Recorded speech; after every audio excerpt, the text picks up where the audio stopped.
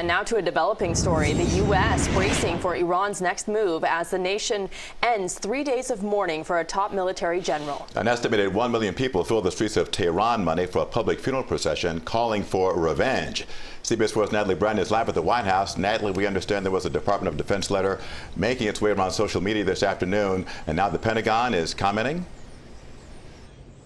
That's right, Jim and Rudabeh. There were reports late this afternoon about this letter purporting to come from U.S. command in Iraq, talking about repositioning U.S. troops there. Well, the defense secretary just within this past hour categorically denied any plan to leave Iraq at this point, saying there's been no decision whatsoever. And this comes as tensions in the region continue to rise following the U.S. strike last week.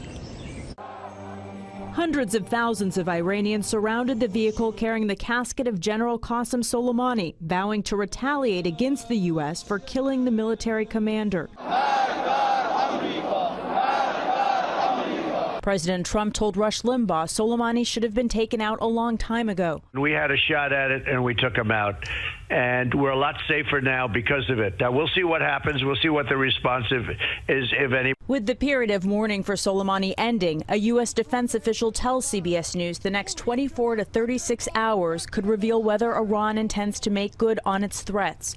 Over the weekend, Iran took another step to pull back from the international agreement to limit its nuclear program. The president warned that the U.S. could hit Iranian cultural sites if Iran attacks. As leaders around the world appeal for calm, Democratic lawmakers are demanding more details be released about the decision to take out Soleimani. I've become increasingly alarmed about the strike, a strike that was carried out with insufficient transparency, without consultation of Congress, and without a clear plan for what comes next.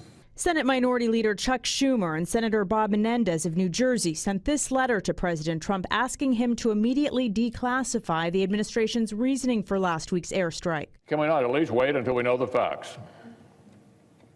Can we not maintain a shred, just a shred, of national unity for 5 minutes? With thousands of U.S. troops headed to the Middle East, the House of Representatives says it's working on a war powers resolution to limit the president's military actions regarding Iran. And the White House and various leaders from the Defense Department, also the CIA director, expected to brief congressional leaders and members of Congress in coming days.